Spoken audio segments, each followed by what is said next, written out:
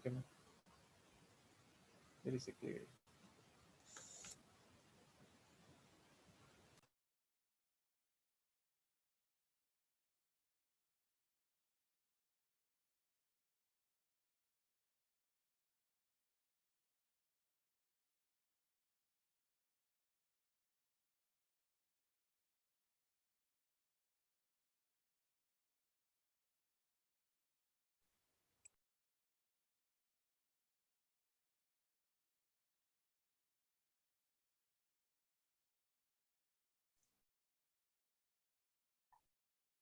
Aló, muy buenas tardes con todos. ¿Cómo se encuentran el día de hoy? Hola Juan Carlos, buenas tardes. Hola Francisco. ¿Qué más, Joana? Estefanía, Juan, ¿cómo están? ¿Qué más, Daniel? Buenas tardes, Juan Carlos. Hola, buenas tardes, Aliso. Bueno, vamos buenas tardes, Julián. Bueno, el día de hoy vamos a mirar la parte, la segunda parte de diseño de columnas a carga gravitacional, básicamente. Y vamos a empezar con la preparación. Para esta semana la preparación era acerca de investigar un poco acerca de los efectos P delta. Entonces, por ahí ya veo a Farid, también Julián, Joana, otro más, un voluntario adicional, Yara. Entonces, Farid, Julián, Joana, Yara, en ese orden. ¿Listo? Entonces, bueno, empecemos. ¿Vamos? Ya, a ver. Déjame que te habilito para que puedas compartir. Ya está. Listo, entonces la preparación de esta semana era efectos P delta locales y globales. Entonces, el primer tipo local son aumentos en las deformaciones de los elementos y el segundo tipo global es en toda la estructura. También se diferencian en la notación porque el P delta global o en la estructura es un delta mayúscula y local es un delta minúscula. Hay aquí una definición que dice: el primer aumento proviene del momento adicional causado por las cargas axiales en los extremos de los elementos a través de la posición desplazada de estos. Y el segundo es efecto que tiene que ver con el momento adicional generado en el elemento por esfuerzo axial a través de la deformación transversal del elemento. O sea, igual en términos generales es un P delta es momentos adicionales generados por deflexiones en la estructura o en los elementos por pandeo, supongo. Y para implementar el análisis de los efectos P delta en las estructuras, yo encontré que habían 4 niveles de análisis según las fuentes de no linealidad que se pueden considerar. Entonces, en el primero, solo de manera matricial, solo se incluye la rigidez de la matriz de rigidez elástica. En el segundo, se incluye la matriz de rigidez geométrica. El tercero es el análisis inelástico de primer orden. Este considera efectos de no linealidad del material. Entonces, en la matriz de la rigidez se incluye la matriz de rigidez elástica y de reducción plástica de la estructura. Y el cuarto análisis es el análisis inelástico de segundo orden. Considera todas las fuentes de no linealidad y incluye las rigideces de la rigidez elástica, la rigidez geométrica y la reducción plástica también. Eso fue lo que yo consulté.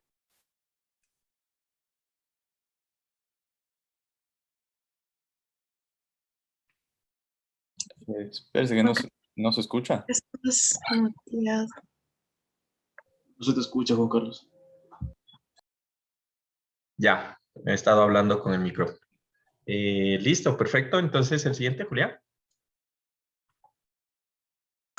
Ya, Juan Carlos.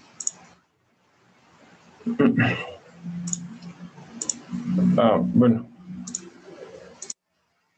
Yo consulté un poco sobre qué es el efecto P delta.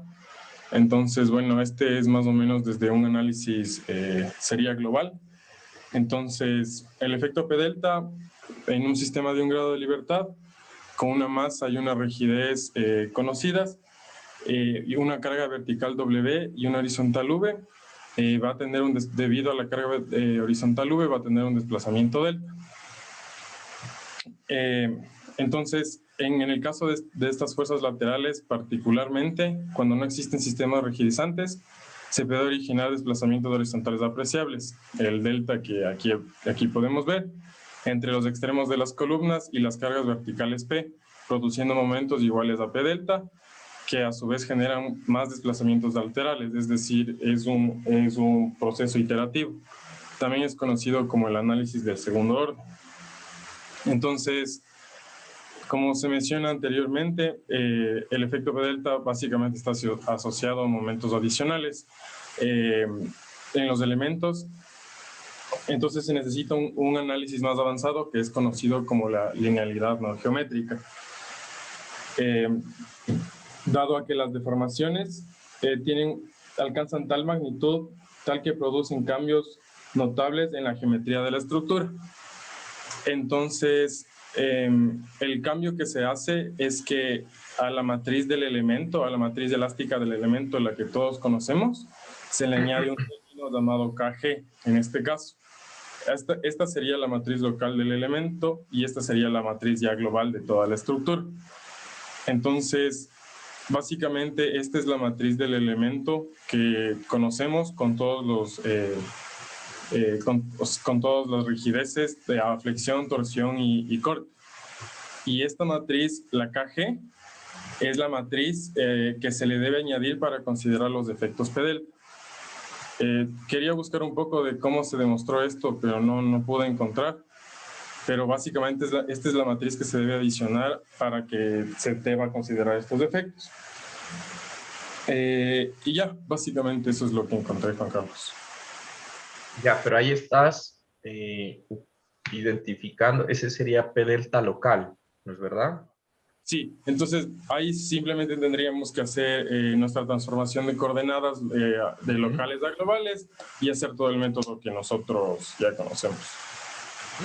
Sí, perfecto, muy bien. No esperaba que presenten esa matriz, ese es perfecto. Eso es, así se utiliza o se considera los efectos P delta matricialmente y de hecho así es como lo considera SAP cuando le decimos que considere P delta pequeño. Utiliza esta matriz, ¿no? Cuando le decimos a SAP que utilice P delta grande, mayúscula, Ajá. ahí ya empieza a un proceso iterativo, ¿no? Porque pues esta matriz todavía es lineal. Entonces no considera pues de que el elemento tiene una gran deformación y que, por ejemplo, si yo le pongo una carga lateral o una carga puntual a una columna y esta columna se desplaza 1 metro, pues aquí no se mira eso, ¿no? El hecho para el análisis matricial, esa carga puntual pues produce carga axial y punto, no hace nada, ¿no? Entonces esta sería lo que en análisis computacional, pues de pronto, no sé, los que están viendo conmigo, que creo que son casi la mayoría, pues activamos. Esto es lo que pasa dentro de SAP cuando le activamos P delta pequeño. ¿Listo? Genial, muy bien. Gracias, Julián. Siguiente. Ya comparto.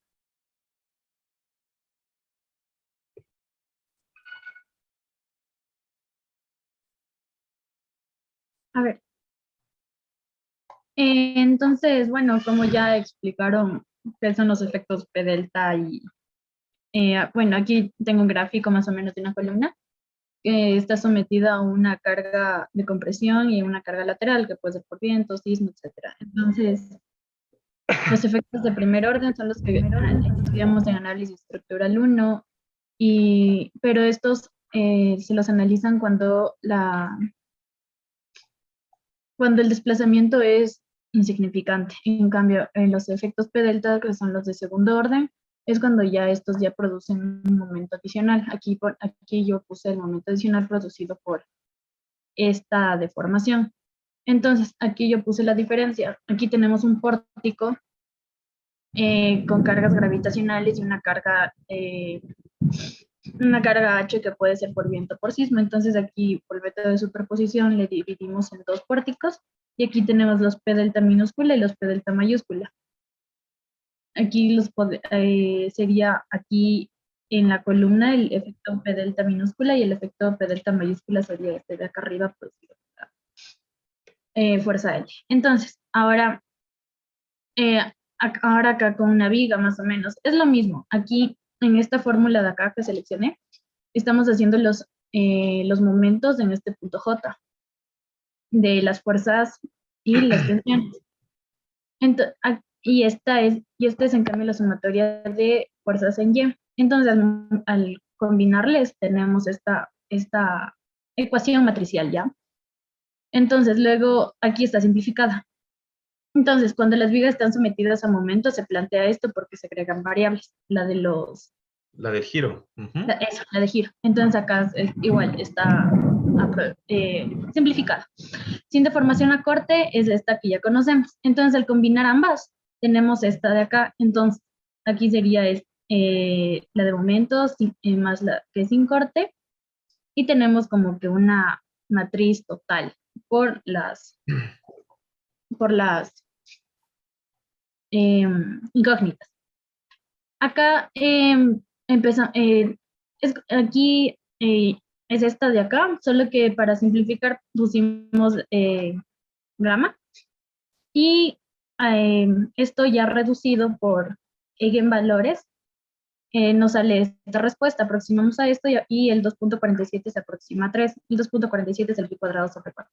Entonces, acá ya entramos a los efectos P delta en matrices. Aquí tenemos una aproximación de un edificio. Y aquí podemos ver cómo se desplazan y los efectos P delta. Entonces, aquí tenemos la misma matriz de arriba. Y KU la podemos nombrar por la matriz F. Entonces, la matriz K, la matriz K asterisco es K menos L. Entonces, luego la matriz de efectos P delta termina siendo esto, siendo W lo que está especificado aquí arriba, HI lo de aquí arriba, y UI son los desplazamientos en cada piso. Y ya, o sea, eso fue lo que yo encontré. Pues, ¿qué te puedo decir? Está bien. Muy buenas presentaciones. No me hubiera imaginado que iban a llegar tanto, ¿no? Excelente. Entonces aquí prácticamente Joana complementó lo que nos mostró un poco Julián, ¿no? Lo que pasa es que Julián mostró una matriz de rigidez que estaba en función de los desplazamientos en coordenadas locales de los nodos, ¿no? Mientras que Joana mostró la teoría de cuerda. Bueno, es una teoría de cuerda en la cual solamente tengo un elemento en donde yo puedo calcular los momentos. Recuerden que la matriz de rigidez lo que relaciona son las fuerzas en los extremos de los elementos con las deformaciones en pues, los extremos de los elementos. Joana mostró una relación en donde yo solamente tengo giros y desplazamientos. Bastante interesante. Muy bien, Joana. Genial. Siguiente, ¿quién? Creo que me falta alguien más. Creo que dije uno más. Yara, creo que era Yara, ¿no es verdad? Sí, yo le comparto. Muy bien, Joan. Ahí le ven. Ahí creo que se ve. Sí, ajá. Sí, bueno, yo igual busqué de qué trataba el efecto P delta y nos indicaba que es importante porque para el desplazamiento lateral de las estructuras de edificios para varios pisos, porque experimentan un incremento de la carga de la gravedad y del desplazamiento lateral debido a viento u otras fuerzas. Además, encontré que producen un aumento de las deflexiones horizontales y en las fuerzas internas de la estructura, además de ser un efecto no lineal que ocurre en estructuras sujetas a carga axial, donde directamente tienen que ver con la magnitud de la carga axial, que es la P, que se representa, y el desplazamiento, el delta. Y provoca un aumento de los momentos y disminución de la capacidad de la carga axial. Y de ahí encontré que el P delta local afecta principalmente a columnas individuales y debe evaluarse por separado en cada sentido principal de su sección, mientras que el global afecta a columnas y vigas de un piso en particular y debe estimarse principalmente en ese nivel. Y de ahí, con respecto al efecto del método matricial y del efecto P delta, encontré que para obtener los valores del desplazamiento y los esfuerzos en la estructura, debido a los efectos P delta, este método es iterativo, respecto a la influencia de la acción de las cargas verticales sobre la geometría deformada de la estructura, y es transformada mediante iteraciones sucesivas de las cargas equivalentes. Y además de que se tiene en cuenta que se va añadiendo un momento flector de segundo orden en cada planta del pórtico, por ejemplo, como se ve en esta imagen. Y de ahí donde se representa con esta ecuación, donde h representa la altura de la planta y el vector de los esfuerzos laterales quedan de la forma como esta. Y para eso se obtiene la siguiente relación, que es donde h son los esfuerzos adicionales y F son las cargas laterales que se están añadiendo, para obtener así las cargas globales y la ecuación de equilibrio. Y K vendría a ser la matriz de rigidez. Eso en cuanto con respecto a lo de la matriz. Ya, muy bien, gracias, Yara.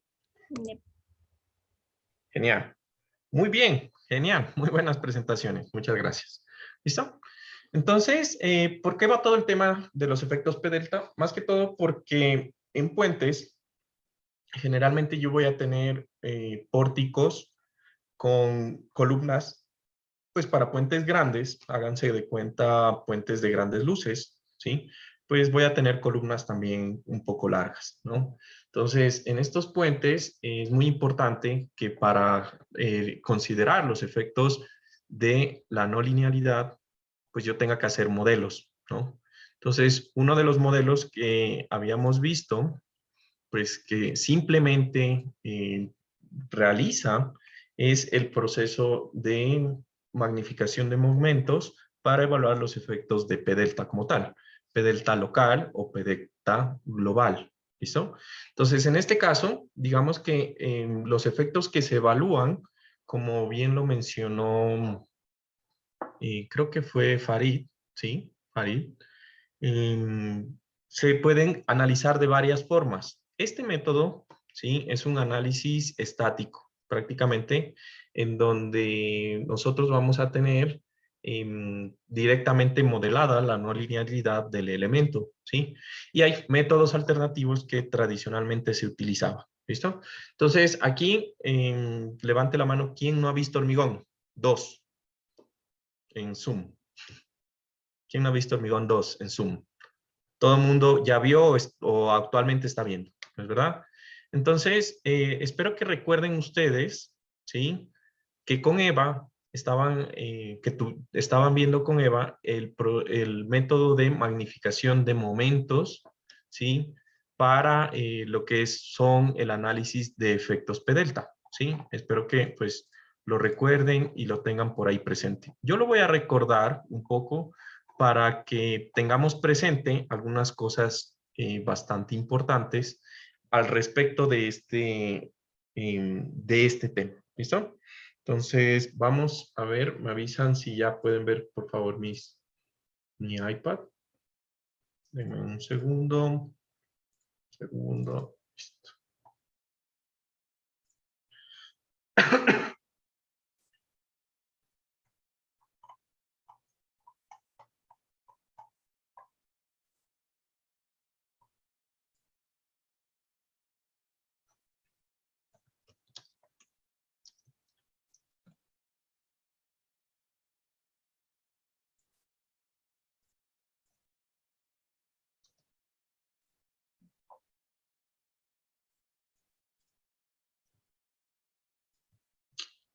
Denme un segundo que estoy aquí con un pequeño inconveniente.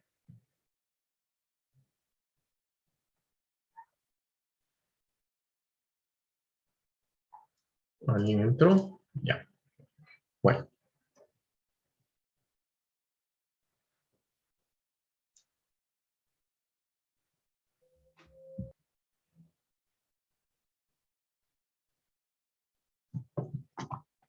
¿Listo? Creo que ahí ya se está viendo el iPad, ¿no es verdad? Sí. Bueno, perfecto. Listo. Entonces, vamos a puntualizar lo siguiente. Los efectos P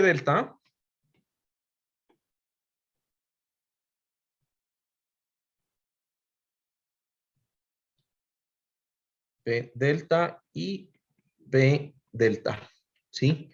Se pueden evaluar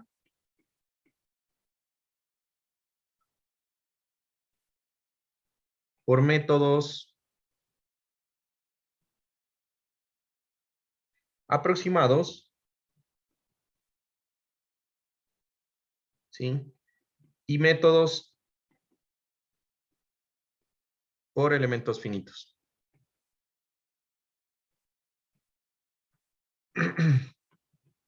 ¿Listo? Entonces, vamos a mirar los primeros. Entonces, el método aproximado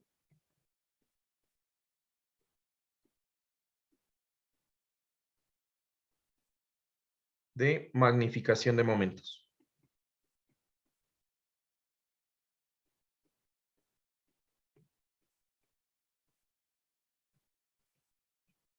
¿Listo? Entonces, para el método aproximado de magnificación de momento, yo lo que tengo que identificar, más que todo, es una función principal, y es el hecho de que el elemento esté funcionando o no dentro de un pórtico que se llama un pórtico arriostrado o un pórtico no arriostrado, ¿sí? Entonces, esa sería básicamente la intención, ¿no? Entonces, para el método aproximado, lo primero que debemos hacer es establecer si el elemento de columna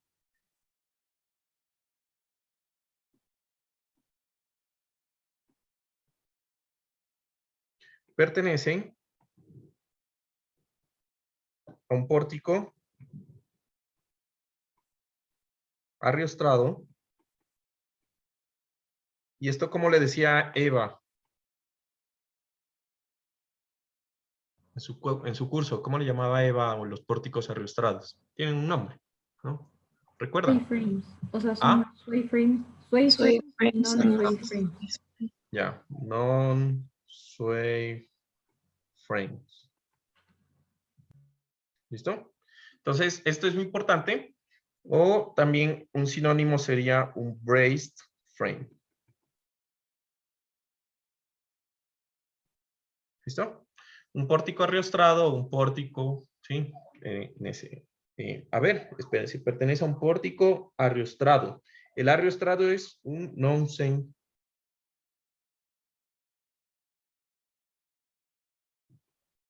¿Ya?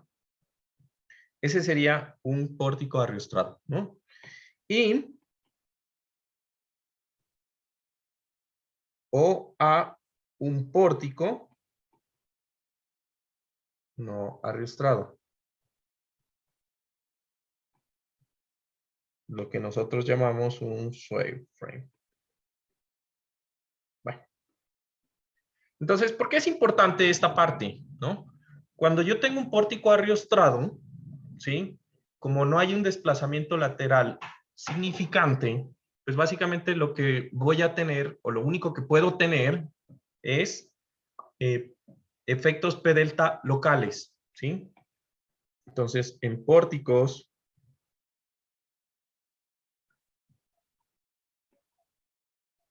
arriostrados,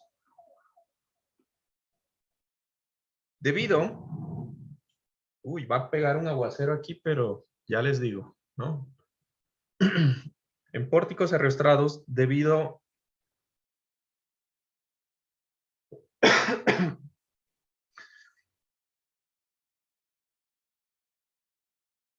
debido a que el desplazamiento lateral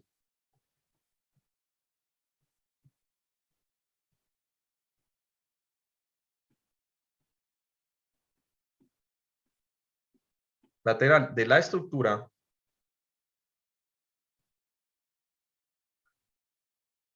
es despreciable. Ahí está entrando David.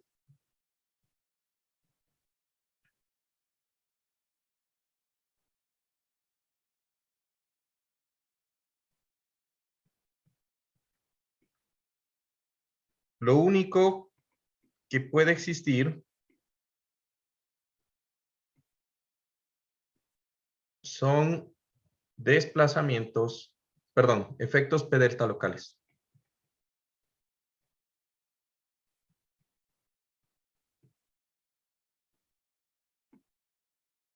¿Listo? Y entonces, vamos a partir por este análisis, ¿ya? Entonces, prácticamente, si ustedes se fijan en esta parte, para cargas gravitacionales funciona igual que en columnas, ¿no? Entonces, yo voy a tener que calcular un factor que llamamos un factor Q, ¿sí?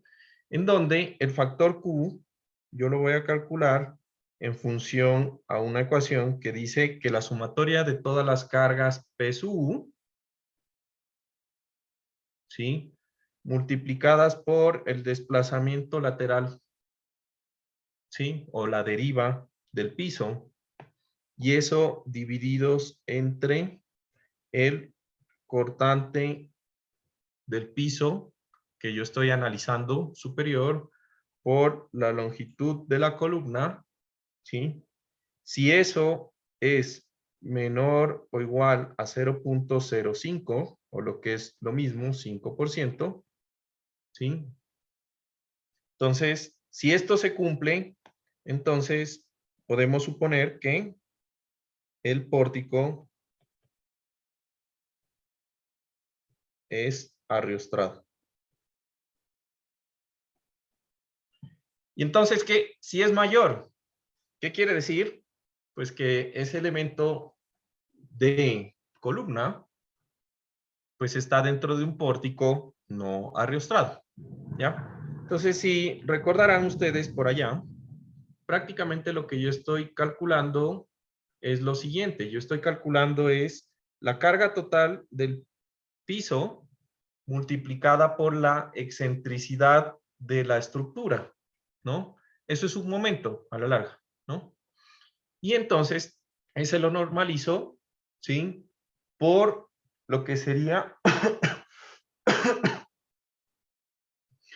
el cortante total del piso, ¿sí?, multiplicado por la longitud de la columna, que prácticamente, pues eso vendría a ser el momento que siente en la base de la columna debido al cortante una columna dentro de una estructura, ¿no? Entonces, es la relación de dos momentos, ¿ya? Entonces, a pesar de esto, de lo que ustedes ven aquí, realmente el código de diseño del ACI les dice, bueno, eso es lo que recomendamos, no es obligatorio, para definir si un pórtico es arriostrado o no es arriostrado, y en todo caso usted como diseñador debe tomar la decisión de si diseña su columna como una columna que pertenece a un pórtico arriostrado o a un pórtico no arriostrado. ¿Listo? Entonces, como recordarán, pues en el momento en que yo tengo un elemento en un pórtico arriostrado, pues el cálculo, digamos que se limita solamente al pandeo elástico de la estructura o del elemento como tal.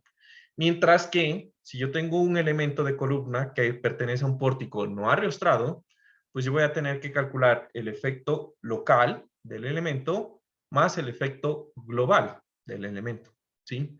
Que sería la suma de los dos efectos. ¿Listo? Entonces, una vez que yo tengo esto, entonces, bueno, yo digo, bueno, mi columna necesita ser considerada como, ¿no?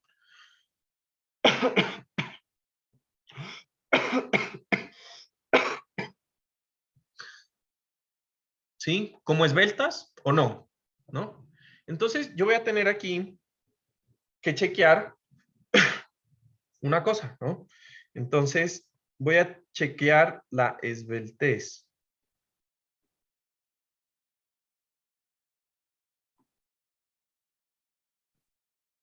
¿Sí? La esbeltez de columnas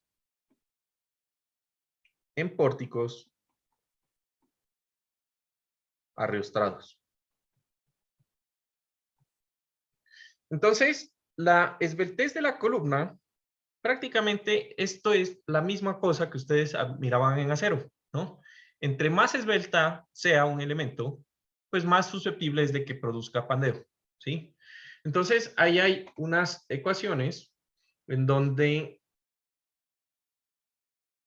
lo que me dan es, si, bueno, aquí esbeltez de columnas en pórticos arriostrados y no arriostrados. ¿Listo? Entonces, el fenómeno de que puedan pandearse, pues está ligado a que el elemento pueda ser o llegue a ser esbelto, ¿no? Entonces, básicamente, lo que yo voy a tener aquí es que chequear unas dos condiciones, ¿no? Entonces, si mi columna pertenece a un pórtico no ariostrado, ¿sí? Pues lo que va a pasar es que yo tengo que chequear con esta ecuación K por LU sobre R menor a 22. Y si pertenece a un pórtico ariostrado, pues yo tengo que cumplir esta otra condición, ¿no? En donde prácticamente lo que me dice es, si yo cumplo, ¿sí? Si yo cumplo esta relación de esbeltez, entonces quiere decir que mi elemento es no esbelto, ¿sí? Entonces con esto,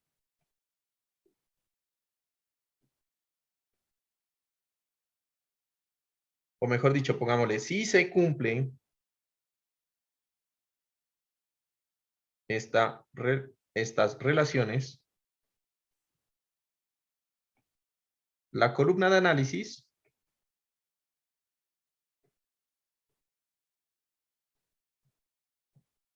se considera un elemento no esbelto. Lo voy a poner aquí.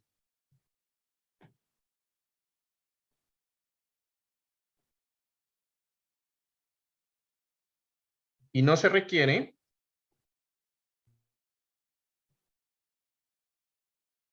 análisis de efectos P delta. Aquí sí la llamamos puesto P delta pequeño, ¿no? P delta. ¿Listo? Entonces, sí, básicamente tenemos eso. Ah, y aquí me faltaba algo interesante, porque aquí me dice donde M1 sobre M2 es negativo si la columna se flexiona en una simple curvatura. Entonces, le voy a poner aquí una columna que se flexiona con simple curvatura. Pues es una columna que sea así.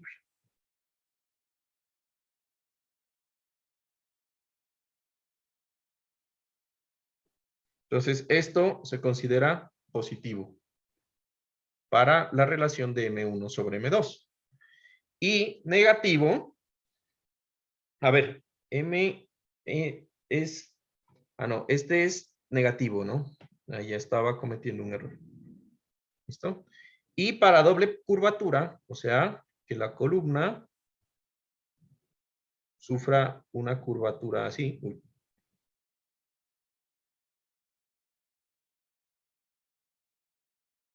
¿Sí?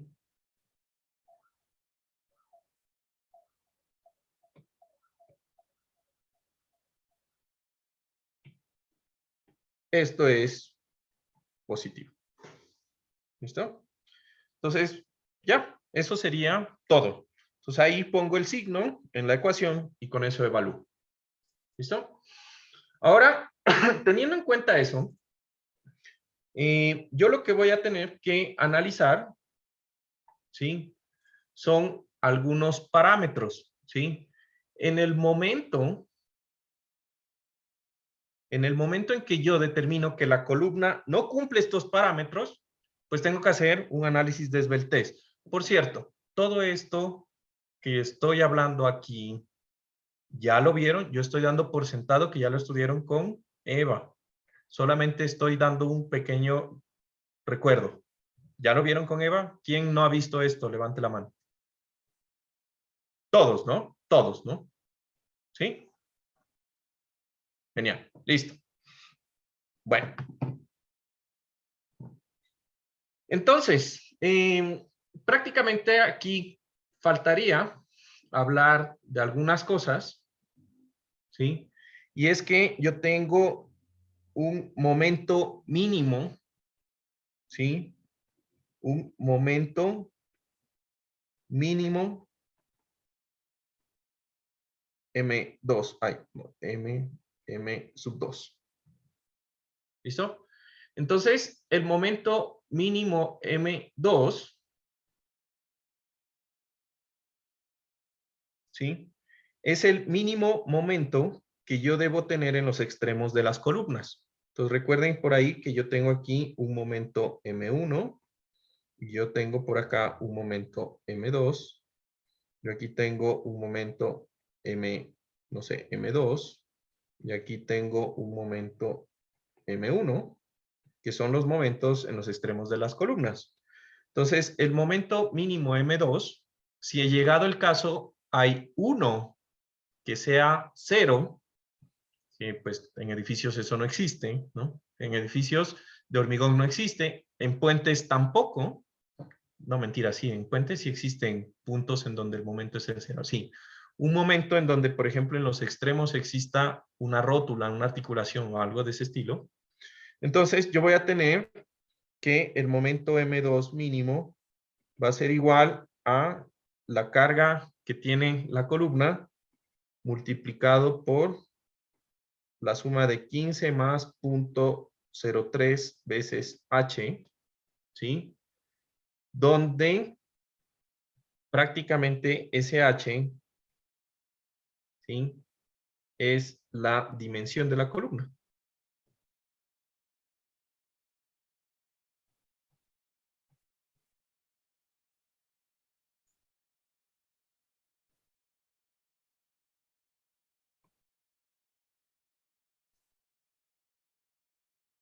¿Sí? De la sección transversal. Bueno, ¿listo? Ahora, en esta ecuación, pues yo tengo un factor K por L1 sobre R, que es la esbeltez, ¿no? Entonces, hablemos un poco de la esbeltez de las columnas. Juan Carlos, perdón, ¿en qué unidades está la de M2 mínimo? Ah, sí, perdón. Esto está en milímetros. Ya, milímetros. Gracias, sí. Gracias.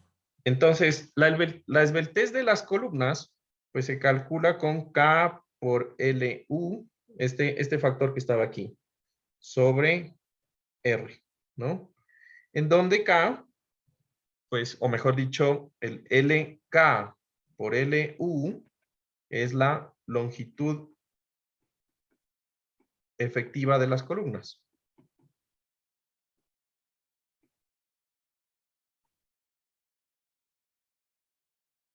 Y R es el radio de giro.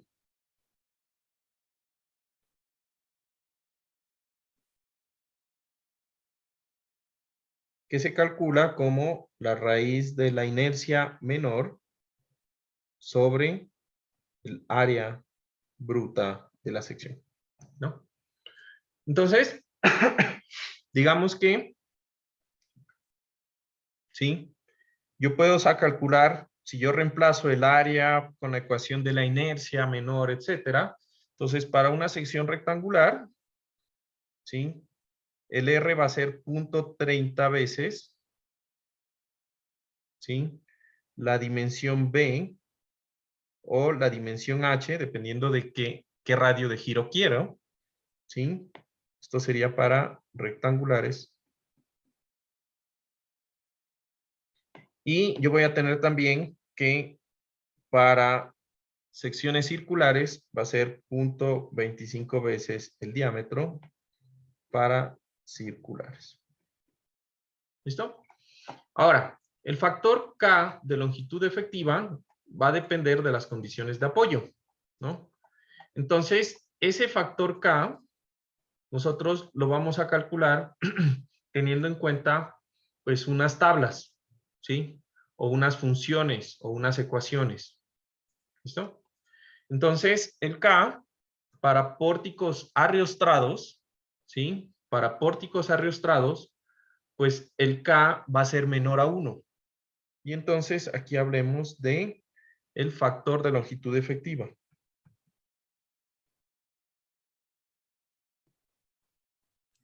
Juan Carlos, Dime. ¿podría subirle un ratito a la fórmula de las LBS, amigo? Gracias. ¿Ya? Listo. Entonces, el factor de longitud efectiva es un factor que para pórticos arriostrados, K siempre es menor que 1. ¿Sí? Y para pórticos no arriostrados,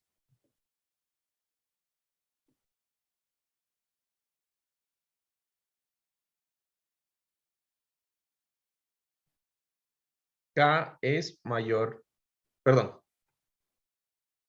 mayor que 1, ¿sí? Y bueno, puede llegar a ser muchas veces más grande. ¿Listo? Entonces, ¿a qué se refiere esto? Prácticamente el factor K igual a 1, el único elemento que tiene un K igual a 1, pues va a ser un elemento de una columna cuyos extremos están, denme aquí un segundo, copio, cuyos extremos están con articulaciones. ¿Listo? Entonces yo tengo aquí, que se me actualice. Está lento el internet. Bueno, lo voy a hacer, igual no me demoro. Entonces, para una columna cuyos extremos tienen conexiones articuladas, pues esto vendría a ser el K igual a 1. ¿Listo? Ahora, eso no existe en la realidad. ¿Estamos de acuerdo? Nosotros no vamos a tener columnas cuyos extremos van a estar totalmente libres. Pero el hecho también que no existe es una condición en donde los extremos están totalmente articulados. Eso también, perdón, totalmente empotrados. En la realidad, pues eso tampoco existe, ¿no?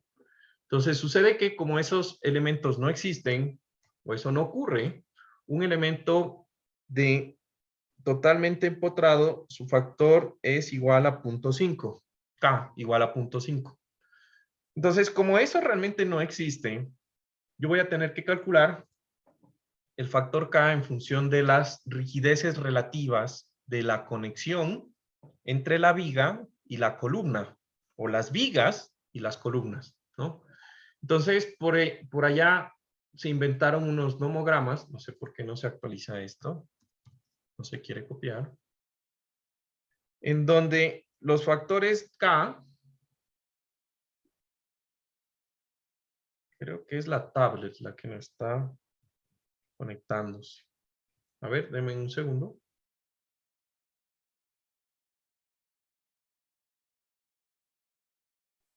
Porque ese sí no lo voy a poder transcribir. Ese nomograma.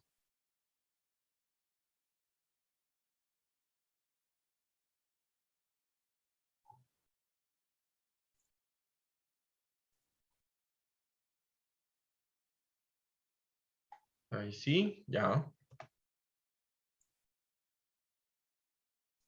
Perfecto, listo.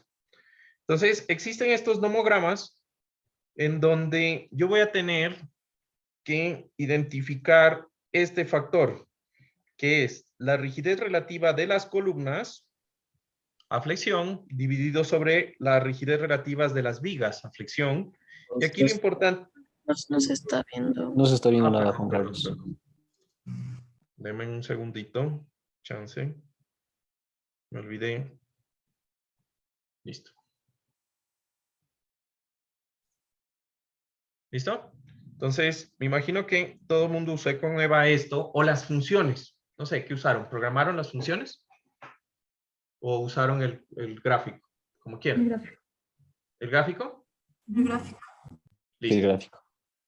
Entonces, prácticamente esto es lo importante. Yo necesito calcular el psi, ¿no? De la columna I y el psi de la columna, pues, J, por decirlo así, de los dos extremos, en los dos extremos de las columnas, Y esto se va a calcular como la rigidez relativa de las columnas que llegan al nodo, ¿sí? Dividido para la rigidez relativa de las vigas. ¿Listo? Entonces, aquí ya empezamos a mirar problemas en la aproximación. Porque nosotros estamos considerando la flexión en el plano de un pórtico. Y nosotros sabemos que en la realidad un pórtico tiene dos direcciones, ¿no es verdad? Entonces, cuando yo hago el análisis por sentido. Lo que quiere decir que un nudo, pues no puede tener más de 2 columnas y más de 2 vigas, ¿sí? Y en el último piso, yo podría tener una columna y 2 vigas. Y si es una columna del extremo del edificio, yo voy a tener una columna y una viga. ¿Se entiende? Entonces, esas cosas tienen una limitación, ¿no? Y dentro de ellas, pues está un montón de cosas que tiene de limitación este método el método de la magnitud de momento. ¿Listo? En este caso, nosotros estamos diciendo que, por ejemplo, tengo los gráficos para pórticos arriostrados y pórticos no arriostrados, y en estos, pues lo interesante es, pues de que el valor máximo para un sistema de pórticos arriostrados va a ser un K igual a 1, y se fijan que para pórticos no arriostrados, un K puede llegar a ser infinito, de hecho, ¿no? Puede llegar a ser supremamente grande ese valor, pero eso es teórico, porque no hay nada ni totalmente libre, ni totalmente empotrado. ¿Listo? Entonces, una vez que ya tenemos lo que sería ese valor de la longitud, el K por L, mejor dicho, ¿sí? De ahí lo que yo tengo que calcular son los valores de del módulo. Ya tengo el K, ya tengo R, que es una relación, y entonces debería identificar, me falta identificar este E. El E por I, ¿no? Entonces voy a colocar aquí, sería la rigidez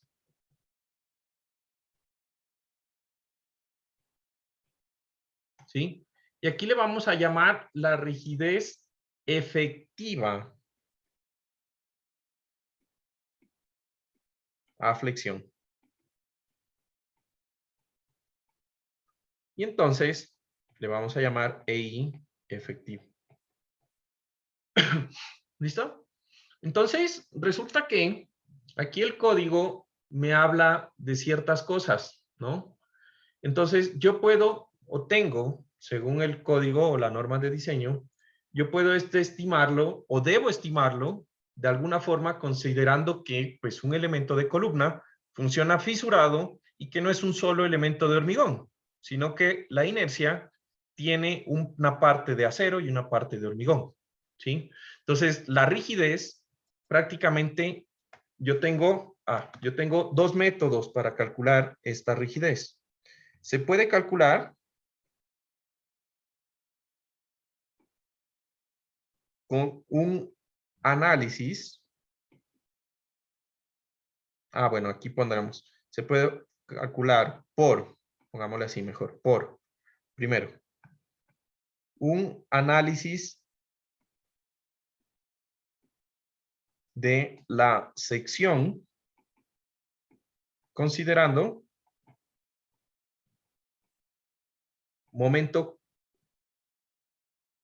considerando la carga axial sobre el elemento de columna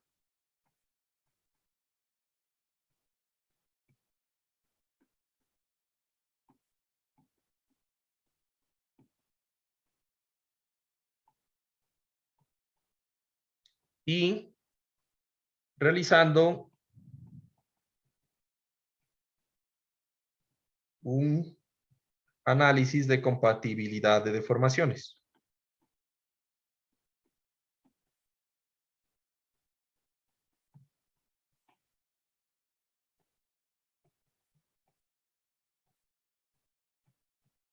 ¿Listo? Entonces, en últimas, ¿a qué se refiere esto? Pues digamos que en este caso, la idea es yo tener una columna, por ejemplo, tengo aquí mi columna, ¿sí? Esta columna tiene una carga axial en la parte superior, que va a ser la carga PSU.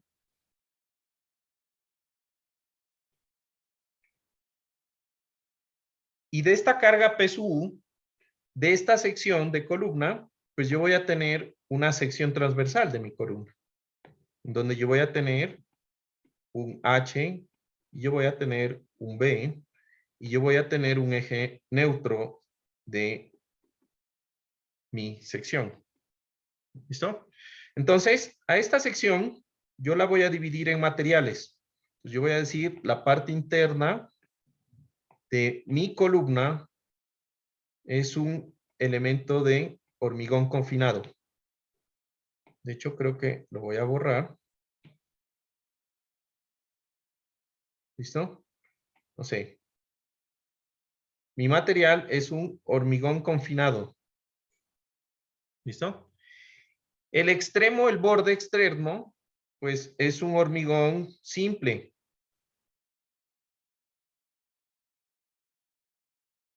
Sin confinar. Pero en la parte interna, yo tengo barras de acero que son, pues, de acero. Entonces, de cada uno de estos elementos, yo, mediante un análisis de fibras, yo voy a meter esto en un programa de hacer compatibilidad de deformaciones. Y en esto voy a calcular lo que sería el momento, el diagrama momento curvatura de la sección. ¿Listo? Considerando que cada uno de estos materiales, supongamos el hormigón, va a tener una curva esfuerzo de formación, esfuerzo de formación unitaria, algo así. Esta sería la del hormigón confinado. Creo que lo había pintado en azul. La del hormigón inconfinado. La del hormigón inconfinado tendría el mismo módulo de elasticidad, pues se rompería ahí rápido. Y tengo la del acero, que la del acero sí me toca hacer otro gráfico, porque en escala, pues el acero sí soporta un montón. Entonces tengo X, Y, y tengo mi curva del acero verde,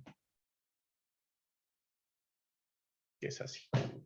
En donde pues esto ya es una cosa pues de 420 megapascales. Y este punto, si acaso, confinado, llegará a los, no sé, un hormigón de 28 llegará a los 35, una cosa así. Pongámosle 35 megapascales. Más o menos una relación de 1.3. A ver, 35.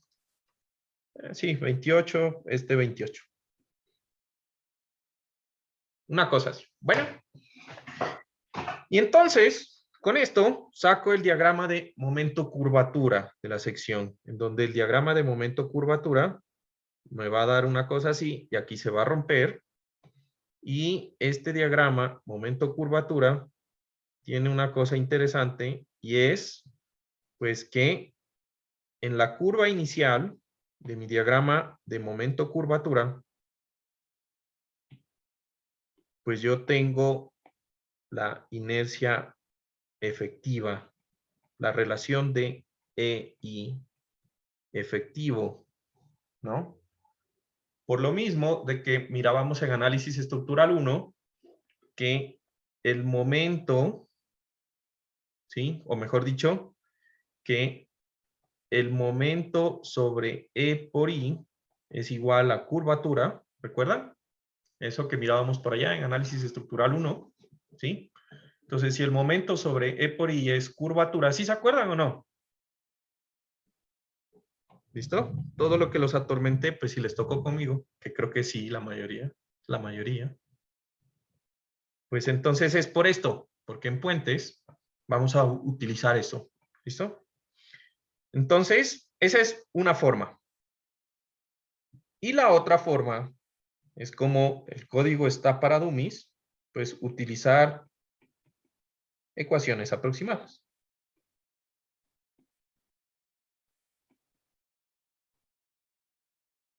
Ecuaciones aproximadas del código de diseño.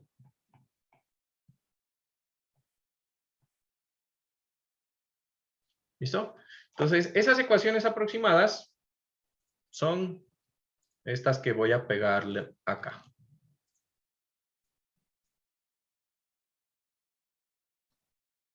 ¿Listo? Entonces, en las ecuaciones aproximadas tengo tres formas de aproximar.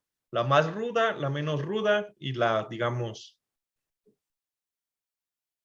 la mejorcita entre las aproximaciones, ¿no? Entonces, básicamente aquí, yo voy a tener que considerar algunos factores. ¿Listo? Entonces, en el curso, como me imagino que con Eva hicieron esto, ¿qué hicieron con Eva? Supongo que usaron estas ecuaciones. Supongo. ¿Sí? Bueno, entonces, como con Eva ya vieron esto y estamos en puentes, vamos a meterle algo de ñeque a este asunto. ¿Sí? Entonces, lo que vamos a hacer es calcular, pues, el diagrama de momento curvatura y vamos a calcular la inercia efectiva de una sección, considerando ciertas cosas, ¿no? ¿Qué les parece? Chévere, ¿no? Bueno, a mí sí me gusta. Espero que ustedes también, ¿no? Un poquito más allá del pregrado me hubiera gustado a mí en cuando vi pregrado, ¿no? Pero bueno, listo. Entonces, eso es el E por I efectivo, ¿no? Una vez que tenemos eso, entonces ya estamos listos pues para calcular el factor EI, el factor K, ¿sí? Y prácticamente ya sabemos si nuestra columna es esbelta o no, y podemos determinar si necesitamos o no considerar los efectos P delta. ¿Ven cómo esto se va concatenando? Entonces hay que hacer un poco de cosas para, pues, revisar los efectos P delta al final del asunto. ¿Listo? Entonces, una vez que yo ya tengo prácticamente esto,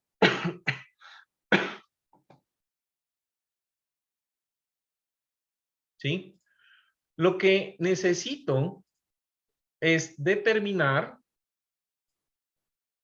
pues, qué es lo que voy a hacer con las ecuaciones, en últimas, ¿no? Entonces, para el proceso de magnificación de momentos, yo voy a utilizar algunas expresiones, ¿no? Entonces, yo tengo que para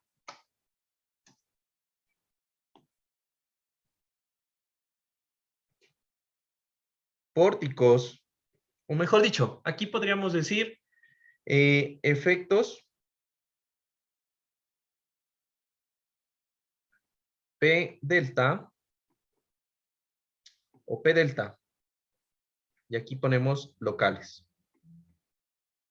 ¿Listo?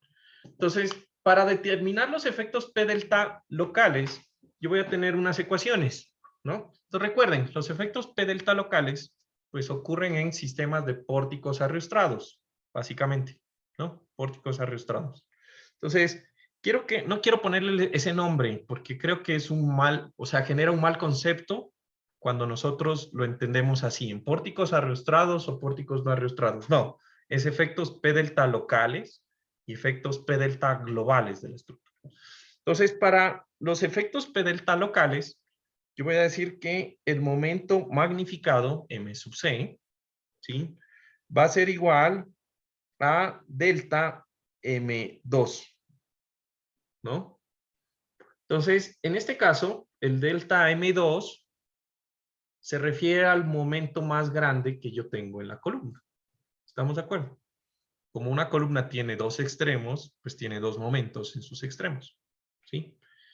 Y ya habíamos dicho que el momento M2 mínimo va a ser igual a PU por factor de 15 más 0.03 veces H, donde dijimos que esto está en milímetros.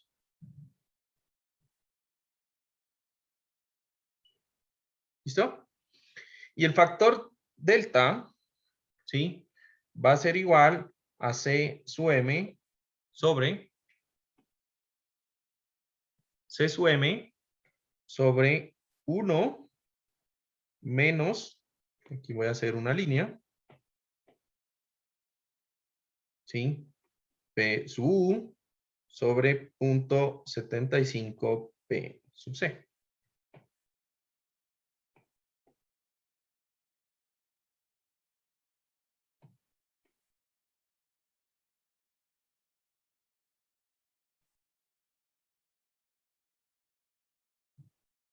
¿Listo? Y eso tiene que ser mayor que 1. O sea, mínimo 1.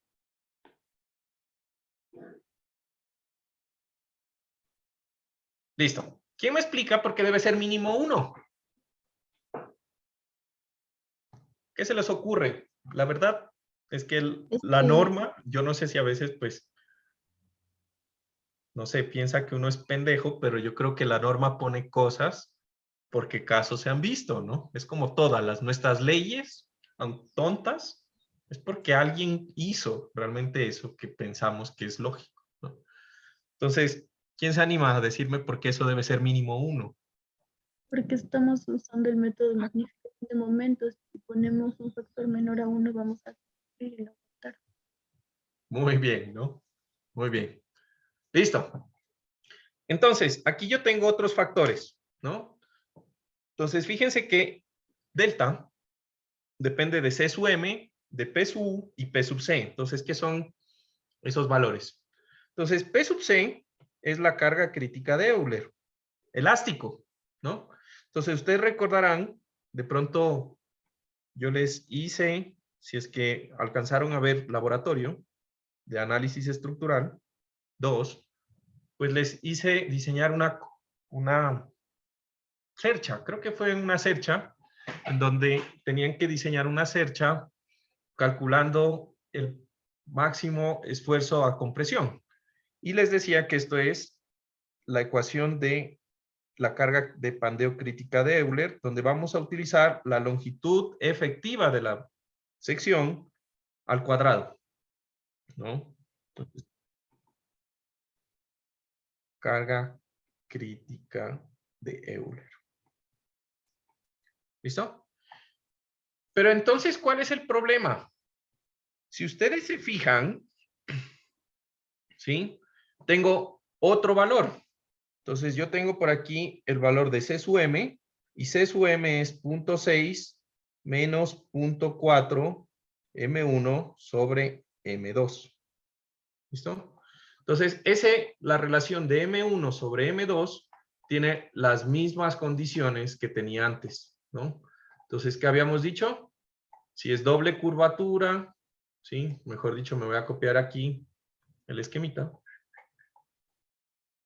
Y yo voy a tener que M1, el signo de M1 sobre M2, será. Entonces, lo copio. Fin. No sé por qué aquí. Negativo para simple curvatura y positivo para doble.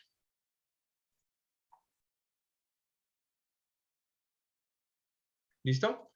Y P sub U, pues, creo que es lógico adivinar que P sub U, pues bueno, aunque casos se han visto, ¿no? Vamos a poner aquí P sub U es igual a la carga axial mayorada en la columna. Listo, perfecto. Eso sería P sub 1 en este caso. ¿Listo? Ahora, si yo tengo si yo quiero evaluar los efectos P delta globales,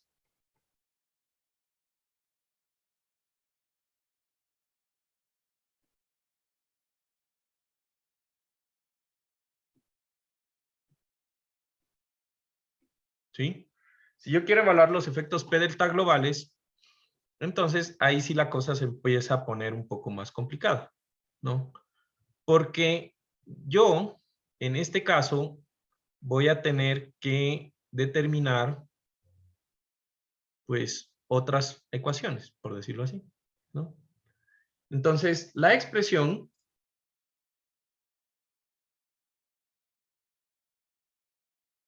me dice lo siguiente, que yo voy a calcularlo, ¿sí? Con la siguiente expresión. Entonces, el momento 1 va a ser igual al momento 1 de un pórtico NS. NS es non-sideway, ¿no? O sea, un pórtico arrastrado, ¿sí? Entonces ya tengo que hacer todo este proceso y calcular el momento mayorado. ¿Qué quiere decir en últimas? Es que tengo que calcular el efecto local. ¿Se entiende? ¿Sí? El P delta local. Y a esto le voy a sumar un factor, perdón, este no es, este es un factor delta S por M1S. Y voy a hacer lo mismo con el M2. Perdón. Aquí le voy a poner un 1 para que se note que es M1 y este es M1NS más delta S M2S. ¿Ya? Entonces, la primera parte ya sabemos. Cálculo de una columna o de los momentos de una columna de un pórtico no arrastrados. ¿Sí? Entonces, prácticamente, ¿sí? En esta parte, lo que el código me dice es, bueno, los momentos M1 y M2 NS son los que provienen de los momentos de cargas o de estados de carga que no producen carga lateral. ¿Estamos de acuerdo? Entonces, ¿cuáles serían? La carga muerta, la carga viva, etcétera. Prácticamente esos dos, pues carga muerta y carga viva en un puente. Carga, sí, carga muerta, carga viva en un puente, ¿no? Mientras que, ¿sí? Los momentos S, ¿sí?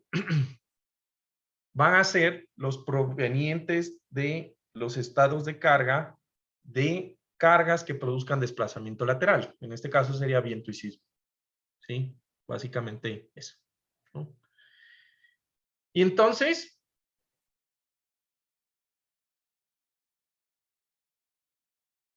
prácticamente lo que yo voy a calcular en este caso son estos factores. Delta S, ¿sí? Que va a ser igual a lo siguiente.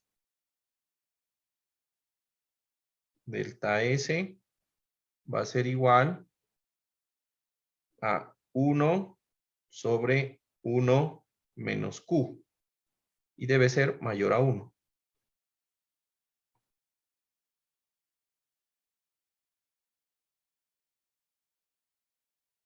¿Listo? Entonces, básicamente esta es la expresión. Ahora, esto me va a dar un resultado que debe ser mayor a 1, o bueno, lo podríamos colocar así. Delta S debería ser igual a, debe ser menor, digo, mayor a 1, ¿sí? Pero menor o igual a 1.5.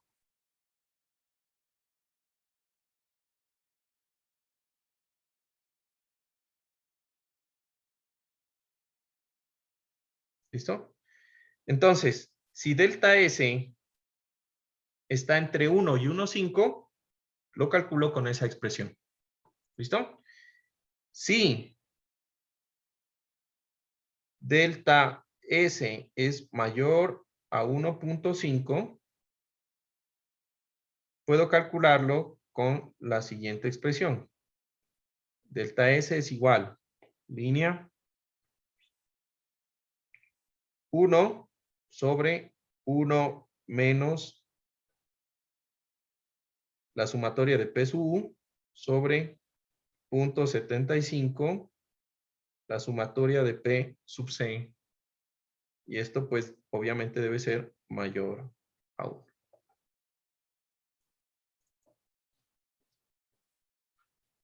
¿Listo?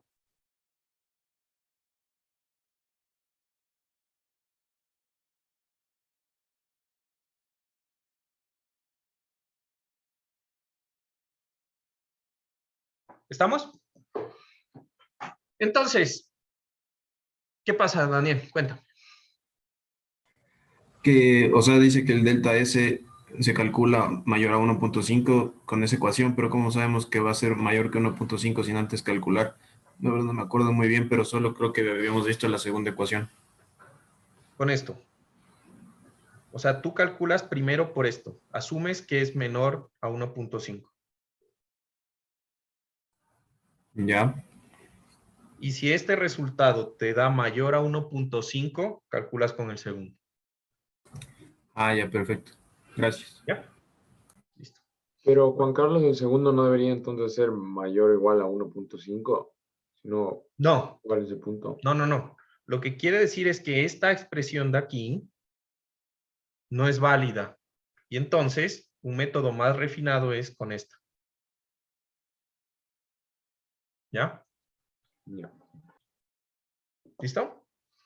Y ya, prácticamente eso. Entonces, para la próxima clase, ¿sí? Como tuvimos examen este lunes, prácticamente estamos corridos una clase en columnas, ¿ya? Entonces, hay dos opciones. O recuperamos la clase o acortamos un poquito el curso. No sé. Cualquiera de las dos opciones podríamos ver. ¿Cuáles le parece? ¿Cuáles le parecen mejor? Lo cortamos. Ah, sí, Milton, no lo dudo, ¿no? Listo. Entonces, ¿a qué me refiero? O sea, tendríamos una clase menos.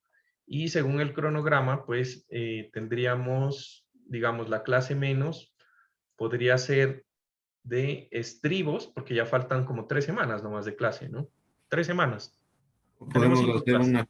perdón que te interrumpo, podemos hacer una clase el viernes y aplazar el deber del viernes, porque hay cosas que aún no hemos visto, de lo que está Podemos hacer la clase el viernes. Este viernes tengo 2 reuniones súper importantes con personas de España. ¿Podría ser el jueves? ¿Podría ser mañana? ¿Mañana jueves? depende de la hora.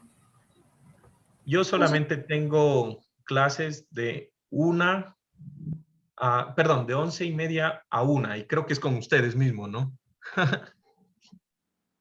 ¿Sí? Entonces, fuera de ese horario, puede ser si quieren a las 8:30. No tengo problema.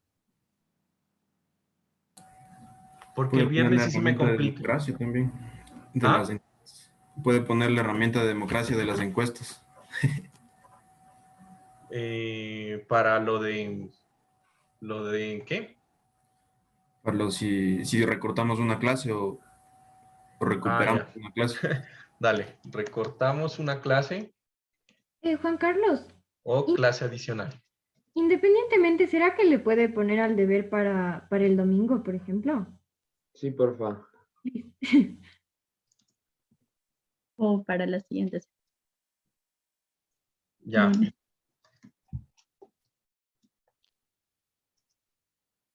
Mínimo el domingo, por favor. Exacto. Por favor. Claro. A ver, déjenme ver. Oye, esto está chévere. Y quedan grabadas, ve.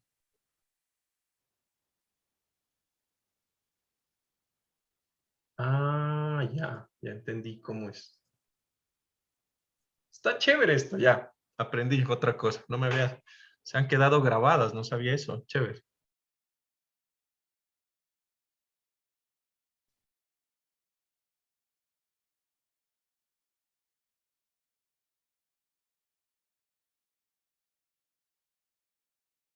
¡Jue madre! Esto está... Esto está súper interesante. Faltan 2 por votar. ¿Quién falta? Esos 2 votos deciden todo. Falta un voto. Bueno, estuvo súper reñido, ¿saben? Si yo hago esto, ¿lo ven? Sí. Estuvo súper reñido. Bueno, clase adicional mejor. Listo. ¿Cuándo? Entonces tendría el viernes, yo voy a tener la tarde ocupada. En la mañana tengo horario de atención. Podríamos hacerlo en la mañana, ¿les parece? Sí, tengo lío. Mañana jueves. El viernes. ¿No dicen que el viernes?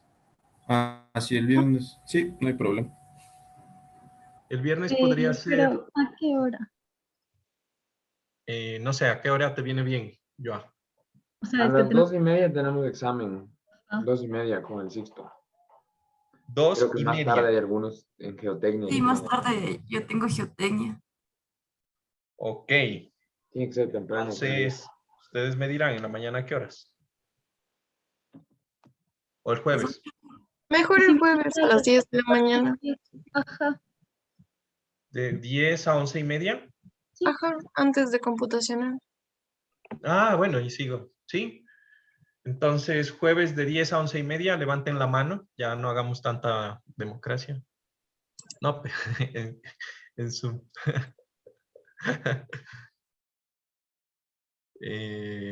Ya, déjenme los 12 participantes. Ya creo que quedó mañana. Mañana de 10. Listo. Entonces, mañana de 10 a 11:30. ¿Sí? ¿Estamos? De 10 a 11:30. Bueno, entonces, como este tema ustedes ya lo vieron con Eva, yo les voy a mandar un ejercicio de un libro en donde se analiza y está resuelto. Ya quiero que lo lean, por favor, por Dios, lo lean. Y lo que nosotros vamos a hacer es hacer ese mismo ejercicio, pero haciéndolo en SAP, utilizando las herramientas que les digo, sacando diagramas momento-curvatura, calculando lo que sería la rigidez efectiva de la sección, ¿sí? Y calculando los momentos considerando efectos P delta, pequeños y grandes. ¿Estamos? Entonces vamos a comparar el método que es, pues, digamos, aproximado con el método que está en el documento, ¿ya? Pero ojo, pudiera ser, y eso me lo recomiendan que haga, preguntas como quiz para asegurarme que lean. Pero ya estamos grandes, ¿ya? Lean el ejemplo, ¿sí? Y lo van a entender, revisen los números, ¿ya? Necesito que ustedes entiendan el ejercicio y entiendan los resultados y por qué salen esos resultados. ¿Estamos? De tal forma que mañana, que tengamos la clase, podamos discutir las diferencias y por qué creen que pudo darnos esas diferencias. ¿Estamos? ¿Listo? Ya está subido en este módulo, ¿verdad? No, todavía no lo he subido. Ya lo subo después de ahorita, de esta clase. Ya. ¿Listo? Bueno, entonces nos vemos mañana 10:30. Muchas gracias. Entonces, ¿para cuándo nos dejas el deber? Ah, el deber. Déjenme ver cómo están las tareas. Diseño de puentes. Bla, bla, bla, bla. Esta semana ya tendríamos una tarea, ¿no? Ah, están hablando de la tarea 7. ¿Estamos de acuerdo? Sí. Ajá. Yo creo que lo que hay que hacer no es muy difícil. Así que vamos a tener la clase el viernes. Ustedes tienen examen el viernes. ¿Qué les parece si la entregan el lunes? ¿Está bien? ¿Sí? Juan Carlos, en ese ejercicio que nos vas a subir está cómo se calcula el requerimiento por temperatura de las caras laterales. No, el ejercicio es de el proceso de magnificación de momentos de esto. Ah, es que en el deber está eso que te acabo de decir. Y también esta Pero parte de los eso se objetivos. calcula igual que en vigas. igual que en Vegas, con 0.018 de la cuantía, como cuantía. No. Es esa expresión, ¿te acuerdas? Es una ecuación de cuantía de temperatura. Ahí vimos. Era 0.75 B más H sobre el área sobre el perímetro. Y para los estribos también como una viga. Sí, es una viga. Un estribo es una viga. Tal cual. Perfecto. Ya, gracias. ¿Listo? Bueno, entonces queda para el lunes 26, 11:30, más tardar 27 a las 4:30 de la mañana. ¿Listo? ¿Está bien? ¿Está bien el tiempo? ¿Les parece? Sí, gracias, Juan Carlos. Listo. Entonces ya hago ese cambio en D2L y nos vemos mañana. Que estén bien. Juan Chao. Carlos. Hasta luego, Juan Carlos. Hasta luego, Juan Carlos. Juan Carlos. Gracias, profe. Dime. Sí, pero es una cosa privada. Ya, entonces deja que